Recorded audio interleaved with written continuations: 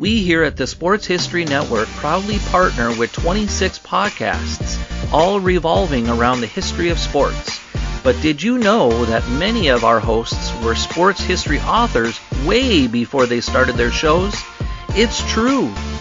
We've got Joe Ziemba, host of When Football Was Football, Joe Zagurski, host of Pro Football in the 1970s, Mark Morthier, host of Yesterday Sports, Tommy Phillips, host of Lombardi Memories, and Scott Adamson, co-host of From the 55-Yard Line. All these authors have many books for you to choose from. To check them out, go to our website at sportshistorynetwork.com/sportshistorybooks. Pick up your copy today. Soundtrack provided by Kevin MacLeod of filmmusic.io. This podcast is part of the Sports History Network, your headquarters for the yesteryear of your favorite sport. You can learn more at sportshistorynetwork.com.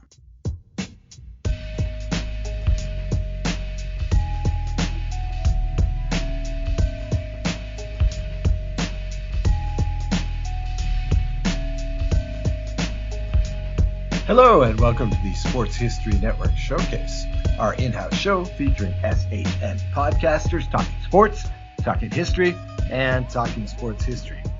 My name is Oz Davis, host of the Sports History Network's Truly the Goats podcast.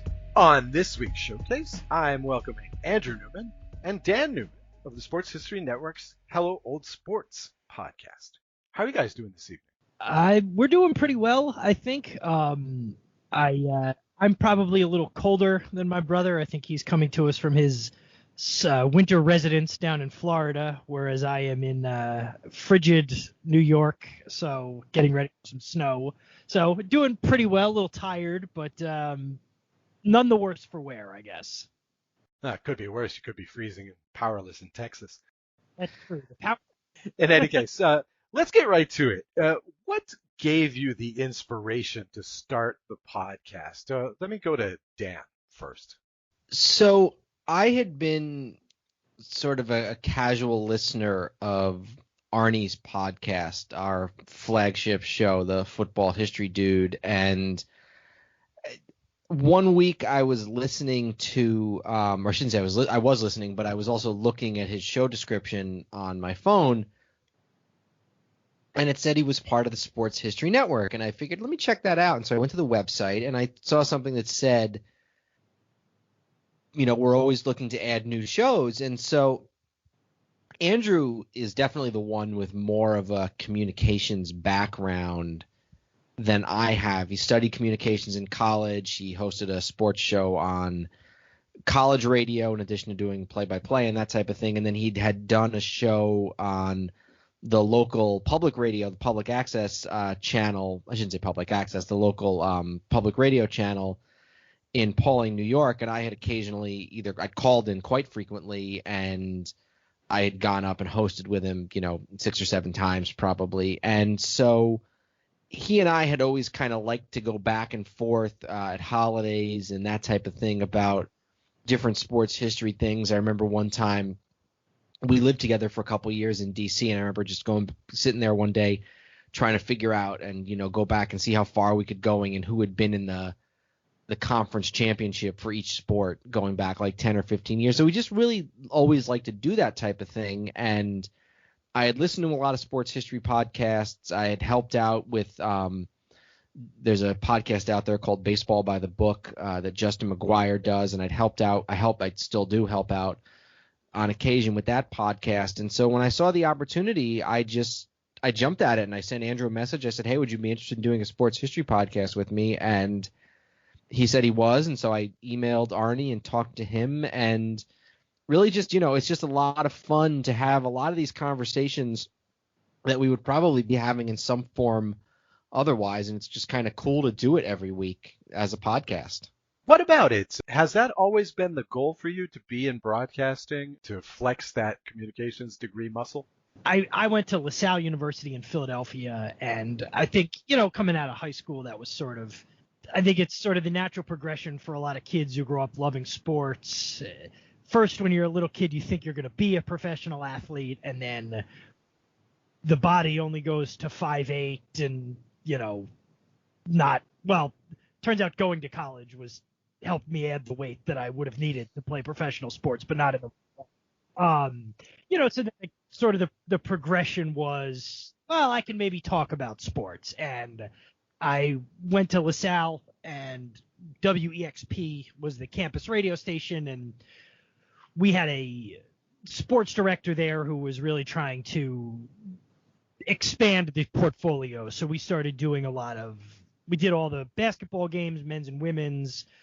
We did football and soccer and baseball, and then I also had a studio show, which was kind of, I guess, my dream at the time. But, I graduated from college and life got in the way, and it turns out the Yankees already had an announcer. So, I sort of went in the path of just basically finding jobs and, sort of got away from doing any kind of broadcasting. But about 5-6 years ago, like Dan mentioned, a guy I've known for a long time was doing a show on this public radio station in Pauling and asked me if I wanted to do a sports show with him. We started doing that, did that for a few years, first with a partner, then on my own. A couple of years ago, sort of decided it was better to do it on my own for various reasons we don't need to get into. But, so I just started doing it on Facebook Live for lack of a better venue. And then this opportunity came up. So, doing the history show with my brother, and then still doing sort of my local, more contemporary sports. Just, I've long since given up that I will ever cash a paycheck in broadcasting, but now it's just fun to have that outlet, so to speak. Oh, someday when Sports History Network rules the world, you'll cash a paycheck. Welcome to Hello Old Sports, the newest podcast on the Sports History Network. I'm Dan Newman, and I host the show along with my brother Andrew. Each week, we'll examine a different sports history topic: baseball, basketball, football, hockey, boxing, and anything else that comes to mind. We'll travel back to 1920 to relive the founding of the Negro Leagues and Babe Ruth's first season with the New York Yankees, or to 1967 to recount the close. Let me ask you this one. What's the concept behind Hello Old Sports for any new listeners, anyone who's not familiar with your show? How would you describe the show?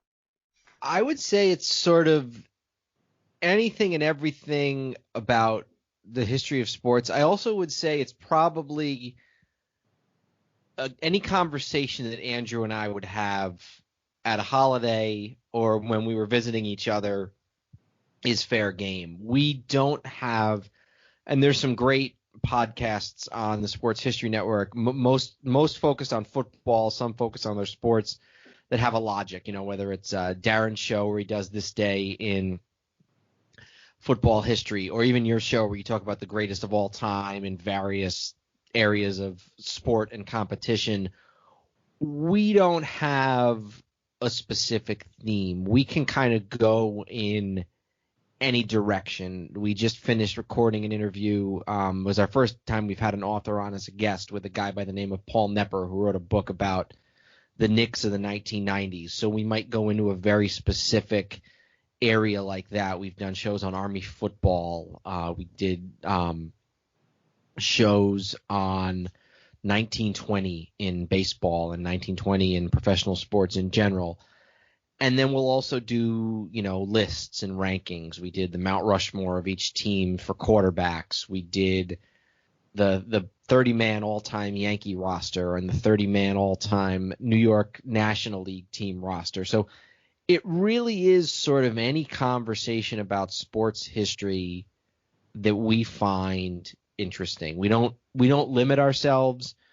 We do try and come up with these little sort of, I guess you'd call them mini series almost, where for a few weeks in a row we'll devote the shows to the same topic or the same general theme. I think the best example of this, and Oz, you were a part of this, was when we did our In Memoriam episodes at the end of the year, when we talked about any number of athletes who'd passed away in 2020, and you came on to talk about Kobe, and we had some others from the network on to talk about various people. We had our dad on to talk about Dick Allen of the Phillies. So we'll really kind of go anywhere with it as long as it's got some sort of tie-in to the history of sports, either recent or not so recent. Obviously, being who we are and being where we're from, both, obviously as brothers, we naturally grew up in the same area, but both having grown up in the New York area, I'd say probably about our third of our shows so far have had some sort of a New York tie-in, Yankees, Giants, Knicks, that type of thing, but we'll really go anywhere with it. Okay. Tell us about the process then.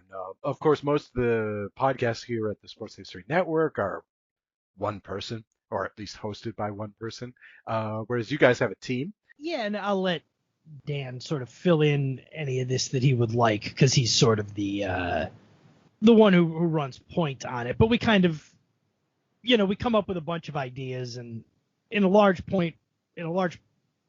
part, we're still working off our initial list, but we've added some since then, and then, for different topics, and then we'll kind of flesh out a schedule a few months at a time to make sure we're rotating between sports and eras, and okay, we did a couple of weeks where we were doing lists or Mount Rushmores or something like that, so let's get away from that for a little while. So we kind of do that, and then we usually record on a Wednesday or Thursday night, but that fluctuates, and I do my research over the weekend for the specific episode, assuming it's one that requires research, which most of them do, and then we record over usually Zoom. My brother will send out an invitation, and we just we don't usually, with some exceptions, but we don't usually say, okay, I'll talk about this and then you talk about this. It's more just we know the topic, we assume that each other knows sort of the high points of what we're going to discuss, and then we just kind of go from there in terms of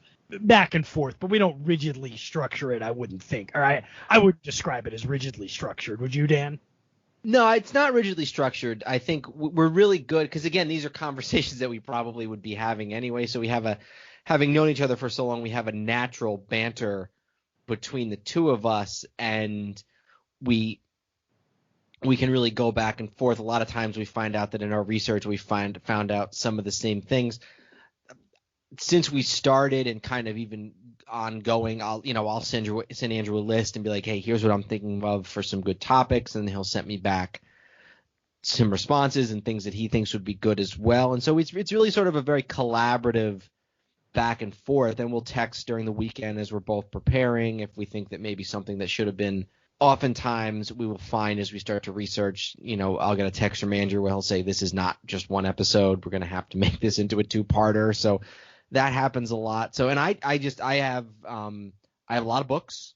I have a lot of books about sports. And so I will sit on my couch in my basement on a weekend or on a weeknight if my wife goes to bed early and just take notes, and I'll refer back to notes as we record the podcast. So it's, the recording and the researching are both a lot of fun. The editing, maybe not so much, but hey, it's part of it, right? Well, it should be, yes. I mean, in my estimation, that's what separates the amateurs from the would-be pros, let's say.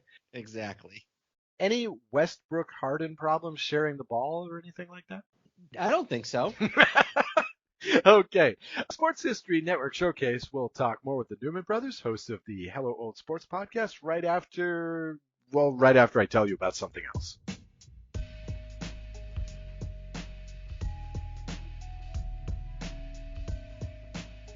Right, okay. Wanted to tell you about Greenland, a movie now available on digital Blu-ray and DVD. Gerard Butler, Morena Baccarin, and Scott Glenn star in the Rotten Tomatoes certified fresh, pulse-pounding disaster thriller Greenland. When a planet-killing comet races towards Earth, a father and his family make a perilous journey to their only hope for sanctuary, while encountering the best and worst in humanity as the countdown to global apocalypse approaches zero.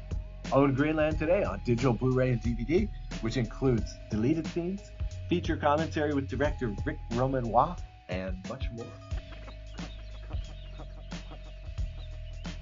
Have either of you guys seen Greenland? I have not yet. I haven't either, no. I was discussing this on the showcase I did last week, and The thing about this movie is, for about an hour, you're on the edge of your seat. It is really tense. There's some nice special effects in here. If you're the least bit interested in science fiction, you should check it out. It's great, one of these disaster flicks.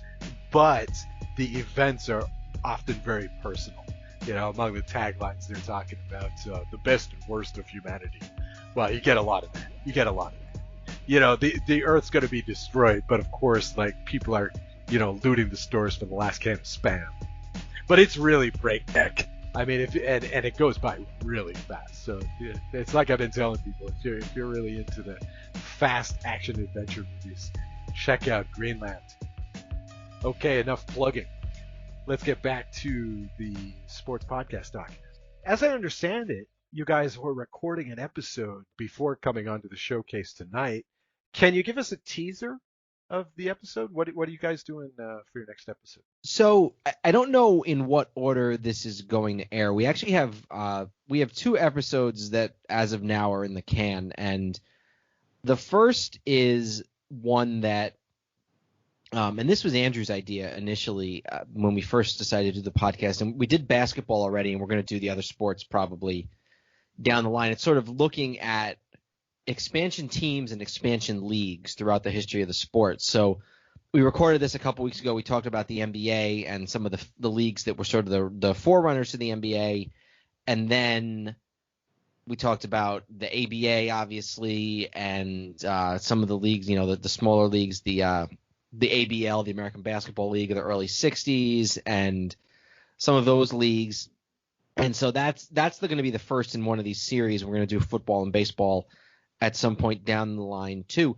The one we recorded tonight was about the Knicks of the 90s, and obviously very New York centric, but the first team that I really got into in any sport was the Knicks in the late 80s and 90s, and Andrew a couple years later got into them as well. And there's this guy by the name of Paul Nepper who wrote a book called The Knicks of the 90s, Ewing, Oakley, Starks, and the Brawlers that almost won it all. And so it's something we want to do more of, but we haven't had any author interviews yet. Other than the In Memoriam episode where we brought some of you guys on, we obviously we had never done an author interview. So it was something that I thought would be a good idea.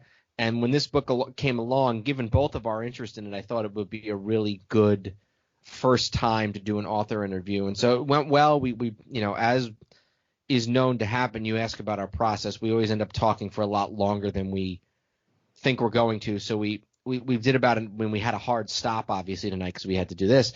I think we did probably about, what'd you say, Andrew, about an hour and a half, hour and 40 minutes with him? Yeah, it was probably an hour and 40, hour and 45 maybe. But yeah, it was well, you know, it was getting close to that 2-hour mark, and it probably would have gotten there if we didn't have this. So if you're not going down a rabbit hole, you're not doing it correctly.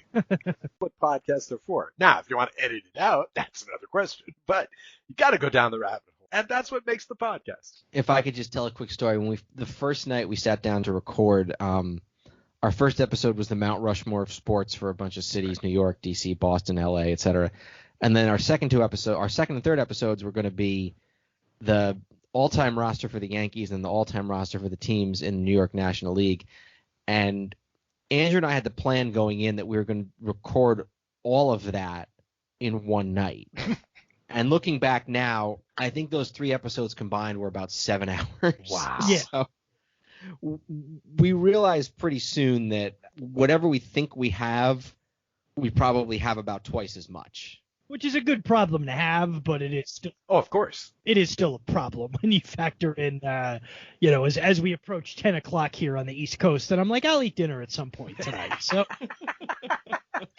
Well, I see at least 2 of the 3 of us are already celebrating beer o'clock. So you got to get on that. You got to get on that dinner thing. All right. For each of you guys, let me ask you one final.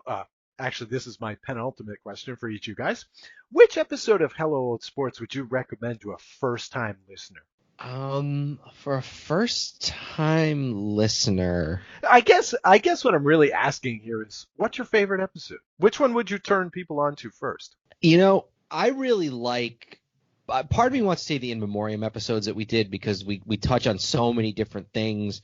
we go from talking about Paul Hornung to talking about Rayford Johnson to talking about Roger Kahn, who wrote The Boys of Summer. And so that was really fun because we were like back and forth and back and forth and back and forth and, put a lot of work and effort into those. As far as the one that I think just sort of came out the best, we did a 2-parter on the history of the World Heavyweight Boxing Championship. And it was funny, actually, because around the time that we were recording is when I came on your podcast for the first time to talk about the super fight, the Ali Marciano super fight. Right. And Andrew's probably the expert in that more than I am, and had a lot of fun with it. And I think we just ended up having a lot more fun doing it. And just, I think it came out a lot better than I maybe anticipated that it would. And I think maybe the reason for that was that we were able to, in addition to going into facts, we were able to get a lot analytical, especially about the modern state of the heavyweight championship. So as far as one that I think just came out really well and has some good history, but also some really good analysis, that's probably the one I would choose. Now, it's not necessarily indicative of what we usually do because we don't do a lot of boxing content. But I think as far as just sort of the one that I really am proud of how it came out, I think that might be the one I would choose. And I'll go. That's a good one, and it's 2 episodes, and it's probably one I might have picked. Just to sort of kind of go with one that surprised me a little, and it was an early episode, which was we did our first couple of episodes on the Mount Rushmores of each city, sports teams, and then we did the whole several parts of a all-time Yankee team and then an all-time New York National League team. Right after that, we did one on the history of Tampa sports, almost as like a palate cleanser, and it was during the World Series when the Rays were playing the Dodgers. And that wasn't something I'd particularly given a ton of thought to in the past. And I realized after we did it, I was like, oh, I really liked that. It was kind of shining light on something I'd never really thought about, sort of the history of the Bucks and the history of the Rays and the Tampa Bay Lightning a little bit. And I think that was one when I kind of realized, like, oh, we're probably going to get an hour and a half out of any topic we pick. It's one that I think I have a little bit of a soft spot for, just because it was the first, like, more concentrated episode where we just took a topic and just kind of went in on it for however long it took. So I'll say that one just to go off the board a little bit. Wow, you could have gone with just the Bandits and the Buccaneers for an hour and a half. I mean, that Buccaneers history is fascinating. I don't know how old you guys were, but I was there for that 0-26 run by the expansion Buccaneers, and that was something else. The biggest point spread of all time ever covered was 28. I believe it went off at 28. The Pittsburgh Steelers, okay, those Pittsburgh Steelers were playing those Tampa Bay Buccaneers. 28 points, and the final score was something like 55-0. It was ridiculous. Jeez. Yeah, but that was awesome. And 2 years later, they were a game away from the Super Bowl. Yeah, 9-0 in that bizarre NFC Championship game against my LA Rams. All right, I got one more for you. Oh, by the way, I should tell you guys, my favorite of yours is probably the 1920 stuff. Thank you. One of the things that I keep running into if I do any athlete from the 20th century is what a formative year 1920 is. I mean, you have that. I mean, essentially a 5 or 6 way tie in college football. You have baseball. The White Sox go down as the Black Sox in court. The Yankees start taking over. Babe Ruth starts taking over. National Football League forms. Jim Thorpe goes nuts. 1920 Olympics. Wow, just a fantastic formative year. Last question for each of you guys. I used to do this way back in the day on my now defunct podcast called Taking the Charge. What are your 3 favorite sports teams? In order, please. The order is what's going to be fun here between the two of us. Yeah. So for me, easily number 1 is the New York Giants. Okay. Football was always my sport growing up. I played football. It's, the Giants are easily number 1 for me. I would go with the Yankees as number 2. I was born in 1986. The Yankees won the World Series when I was in 5th grade, and then again when I was in 7th, 8th, and 9th grade. In 10th grade, was 0-1, a game away from the World Series, or with the Luis Gonzalez year. 2 years later, they were back in the World Series against the Marlins. So it was hard not to be a huge fan of that team growing up, where I grew up, when I grew up. So that the Yankees would be 2, and then the Knicks would be number 3 for me. Maybe the fact that I just watched them lose by 18 to Orlando tonight. I thought they were on a bit of a run. Would potentially knock them off, but those would be my big 3. I know you didn't ask this, but on a lesser standpoint, my college's basketball team, LaSalle. I have Army season tickets, and then the Islanders kind of round out my second tier. But really, the Giants, Yankees, Knicks have to be 1 through 3 for me. Army football, you're talking? Yes, I have. About 5 years ago, I live not far from West Point, probably about half an hour, just across the Hudson River. I always like to specify I was never in anything approaching the Army. Just so that there's no stolen valor thing here. I have Army season tickets because West Point is not very far from here. But about 5 years ago, I just decided why not? I'll get season tickets. So, but yeah, that's a relatively newfound thing for me. So I love Army. I like to bet sports, but I don't bet college football until the Army Navy game. And I've won, I think, the last 6 years in a row on Army Navy. I will both the result and the over under. So it's my favorite game of the year right now. I will tell you, having gone the last several years, and it's actually coincidentally coincided with the best era of Army football in a very long time. Yeah. I now have a very deep admiration for the triple option offense. Oh yeah. Oh. And when people try to tell me it's boring, I will at this point defend it. It's boring when it doesn't work. When it works, it's a thing of beauty. But it is awesome. My University of New Mexico Lobos. That's my team because I'm an alum there. But we had a few years ago, we had one of the ex-Army coaches, and we were running the triple option, and we were the number 1 team in the country in rushing. Yeah, because we had no quarterback. We had the quarterback from New Mexico who didn't get picked up by a Texas college. That's who we had at quarterback. And so literally we were running for 300 yards a game. It was great. Triple option frickin' rules, especially in college. All right. Dan, what do you say? I'm feeling Knicks at number 1. This is the problem for me, is that I guess I probably would have to say Knicks at number 1. It's hard for me because they've been so bad for so long. They've been bad for over 20 years, basically, with a few hiccups here and there. One of the times when over the summer when my wife and I were up in New York visiting my family, my parents and Andrew, we were in Andrew's apartment and we were getting ready to go out to dinner, and we struck up a conversation, and my mother was just appalled at how much money I said I would spend to go see the Knicks win an NBA champion. I don't know whether it was just to go to a finals game or to go see them win a title. I think it was to win a title. Well, I think it was to go see a game where they could win a title, because that was the only area where you and I were disagreeing, was that the number you were quoting, I just couldn't get there on the chance you go and see them lose. But I was like, if you guarantee me that that's the day they're going to win, I'll do it too. And yeah, my mother did not understand that, but and I think it was 10,000 was what I said. I think that's what you said, yeah. Which is, by the way, what it would cost at least. That's yeah, you're getting a deal on that. Plus, if you get the guarantee, you can turn a profit. Just go to the sports book, man. Atlantic City's not that far away. Go for it.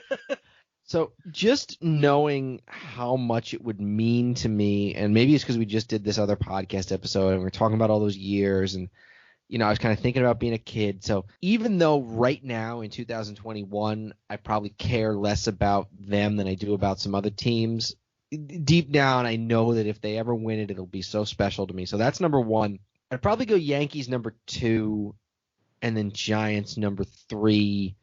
Those are close. Again, obviously, I do a sports history podcast, so I love history. I love baseball history, and so the Yankees, that's obviously, if you love history and you love sports history, what better team is there than the Yankees? So Knicks, Yankees, Giants, and then just again to cheat a little bit. Number 4 for me is probably the Nationals, the Washington Nationals. Having lived in D.C. for most of the last 15 or 16 years, and my wife is from Boston, and so she's a Red Sox fan and a Celtic fan and a Patriot fan. So we don't have a lot of teams in common, and so we have some teams that are pretty bitter rivals. So the Nationals is sort of the team that we together have rallied around, and that's both of our teams. So for that reason, plus the fact that they just won 2 years ago, which none of my New York teams show any sign of doing anytime soon. Really?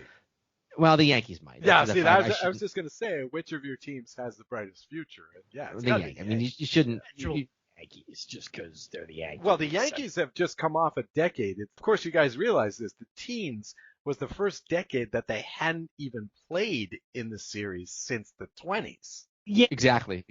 I guess since the 1910s. I guess since the last teens. Yeah, exactly. Right, the teens are a tough century for the Yankees, or a tough decade for the Yankees, no matter what century it is. So that's my list. So that's my list. I think, now the funny thing is, though, that the happiest I've ever been after a sporting event was when the Giants beat New England in Super Bowl 42. Like, that to me, like, the emotion I felt that day was like 2 or 3 Yankee World Series. So it's, maybe if you asked me in a week, I might organize those 3 differently. But just thinking of it right now, I'd say Knicks, Yankees, Giants.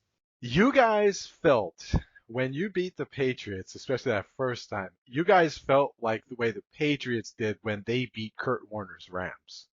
Basically, it was the exact same game, just like 9 years later, basically. There's a lot of comparison there. I think there's a lot of comparison there, definitely. Yeah. People forget that the Rams were the Patriots before the Patriots were the Patriots. Well, kind of, except a much shorter time period. And the Rams were much flashier. I mean, greatest show on turf. I mean, I think it was that second year, that they didn't make the Super Bowl, where the defense had surrendered the most points in history, or at least in the modern era, and the offense had scored the most points in history. I mean, that's what kind of team they were. That was a team unlike no other.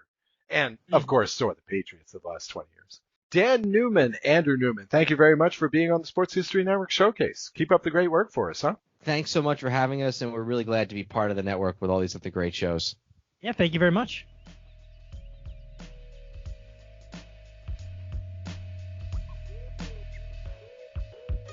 This has been the SHN Showcase podcast. We'd like to thank our guests, Dan and Andrew Newman of the Sports History Network podcast, Hello Old Sports, which can be found at sportshistorynetwork.com or wherever you get your podcast. The theme song for the SHN Showcase is Quartz by Anitek, and also in this episode is an extrapolation from Whitney by Deal the Villain. Both are available through fair use agreement via freemusicarchive.org. SHN Showcase will be back soon with another Sports History Network podcast. Until then, this is Oz Davis saying stay safe and stay historical.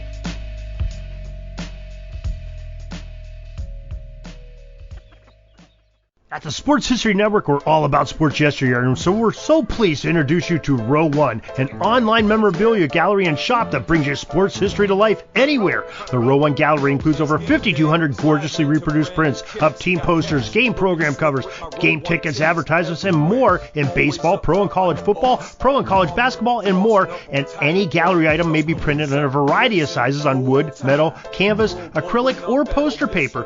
And in Row One shop, check out the thousands more of unique items with the retro and historical designs dating back to 1876, including t-shirts, long sleeve shirts, phone cases, mugs, blankets, pillows, towels, and even shower curtains. Go to sportshistorynetwork.com, ROW1, for access to the full Row One catalog and for gallery prints and gift items, plus get a 15% discount off all prints on the Row One Pictorum Gallery with coupon code SHN15. Follow the link on the show notes.